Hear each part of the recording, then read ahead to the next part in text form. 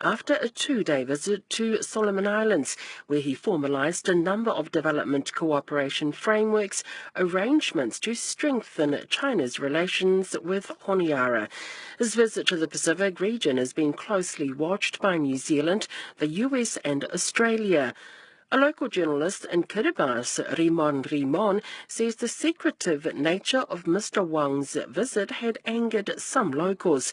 Mr. Rimon says the Chinese foreign minister landed on Tarawa just after 1 p.m. local time and was received by Cabinet Minister Makarite Te Mari.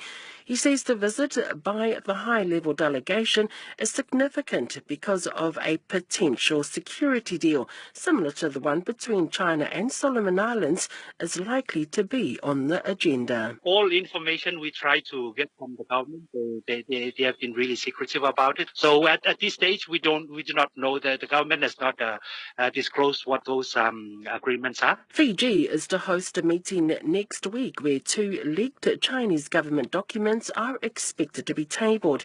In a letter to a number of Pacific leaders, the President of the Federated States of Micronesia said he had serious concerns about the documents.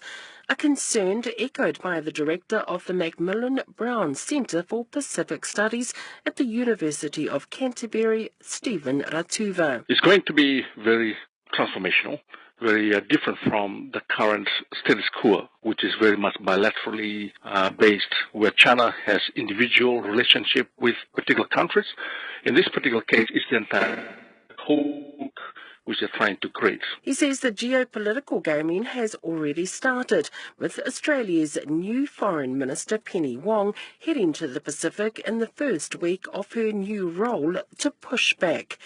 New Zealand Prime Minister Jacinda Ardern says decisions on with China are ultimately for independent Pacific nations. However, she says the region needs a coordinated response to recent developments, and the upcoming forum meeting is the place for this. That will be the chance to revisit the Bikitawa Declaration and ask ourselves, have we fulfilled the objectives we set ourselves, which was first and foremost to look to one another as a Pacific family to respond to the security issues that we may have. There is still no confirmed date for the meeting. Mr. Wong is also expected to visit Fiji on Sunday and Monday and Papua New Guinea next Thursday and Friday. He also had plans to travel to other Pacific Island nations, including Vanuatu, Samoa and Tonga. The Cook Islands Prime Minister Mark Brown has confirmed to local media that scheduled talks with Wang Yi will be held this week.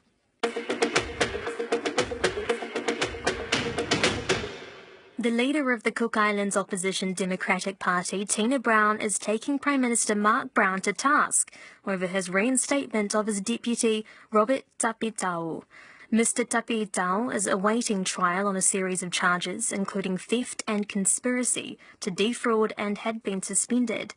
Tina Brown says Mr. Tapitau should have stayed suspended, accusing the Cook Islands Prime Minister of lying and misleading the public. Don Wiseman spoke with Tina Brown about the situation. When he made the announcement, he stated that he had reinstated Robert Tapitau and gave the reasons for reinstatement, one of which he said was he had obtained the advice from Crown Law and got the approval from Cabinet, and he wanted to put the minister back to work because there was a delay in having his matter heard. Yes, Mark Brown has since, though, admitted that he hadn't had advice on this from Crown Law.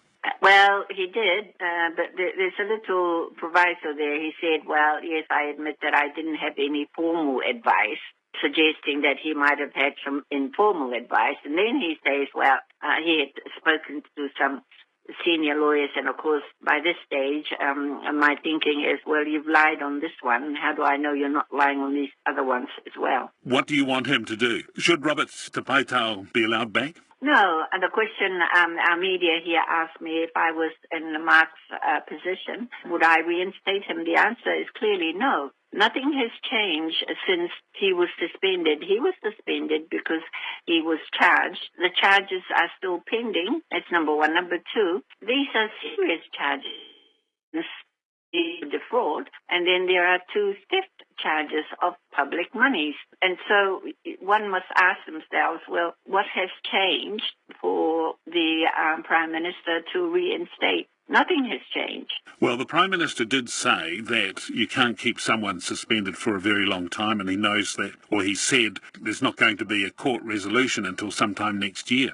Yes, looking from outside, that's partly because Robert has chosen not to enter a plea. And of course, once you have not entered a plea, you can't get a hearing date. I am aware that the Chief Justice had intended to have the hearing early this year, before we even went into